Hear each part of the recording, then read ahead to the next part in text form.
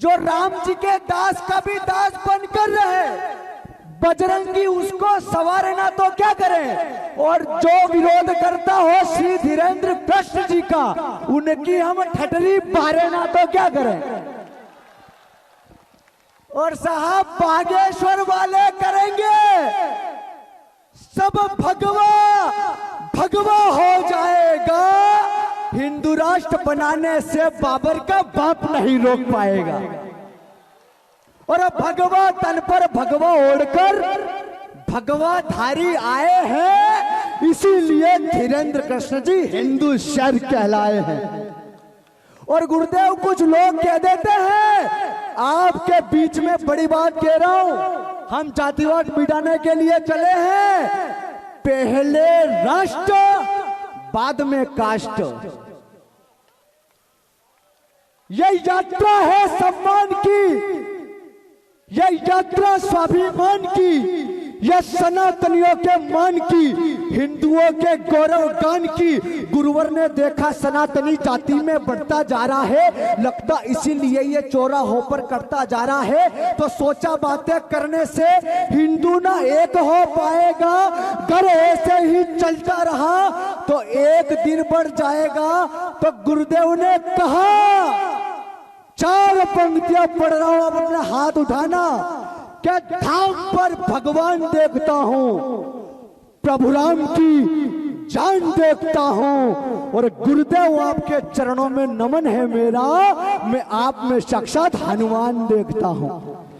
और क्या है बागेश्वर धाम, अद्भुत दृश्य, विराट रूप, जहां भक्तों का होता काम है। प्रभु राम जी के दास हनुमान जी का वास बागेश्वर धाम है, जहां आने से सन्यासी बाबा की विभूति जहां नित्य चमत्कार करती है। तुम स्वाभिमानी हो, लोग डर जाते हैं। शिवरात्रि के उत्सव पर महोत्सव सजाया जाता है, कई गरीब कन्याओं का विवाह रचाया जाता है, जिनका दुनिया में कोई नहीं उनका बागेश्वर धाम है, जिसने खुशियां बोई नहीं उनका बागेश्वर धाम है। अरे तुम स्वाभिमानी हो, काल पे बादल बन के छा जाना, और जीवन से हार जाओ तो बागेश्वर धाम आ जाना।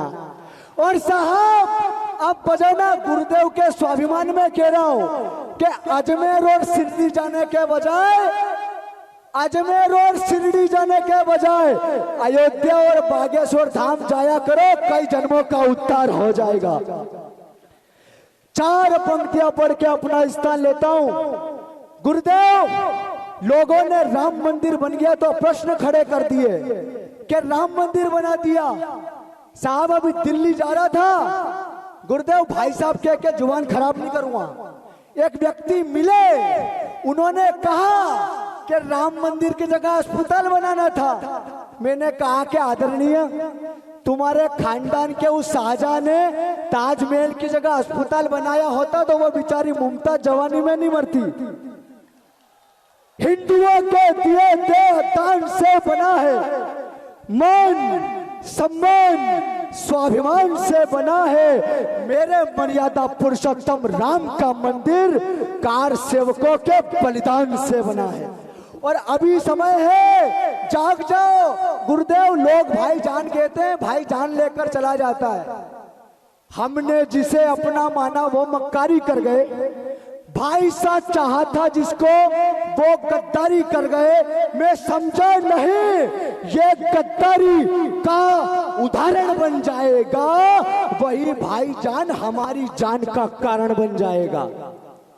राम जी के भारत में दंगे करवाए जाते हैं, राम का गुणगान करो तो पत्थर बरसाए जाते हैं। हमने कभी आपको त्योहार मनाने से ना रोका, तुम हमेशा मन की करते रहे, हमने कभी ना टोका। तुम्हारी बेसुरी आवाजें हम प्रतिदिन सुनते रहे, हम ही थे जो मूर्ख जो तुम्हें अपना चुनते रहे। अब हम समझ गए, अब हम सीना ठोक कर कहते, तुम्हारी बेसुरी आवाजें राम भक्त सुन नहीं सकते। अरे दुष्टपूर्ण हमने ना कभी व्यवहार किया, तुमने हमारी बहन बेटियों पर अत्याचार किया, तुमने कोमल कलियों को बेदर्दी से नोचा है और हमारी बहन बेटियों को जिंदा बेचा है। अरे कभी नहीं तक गद्दारी से वार किया था हमने, छोटे छोटे से बच्चों को तक मार दिया था तुमने।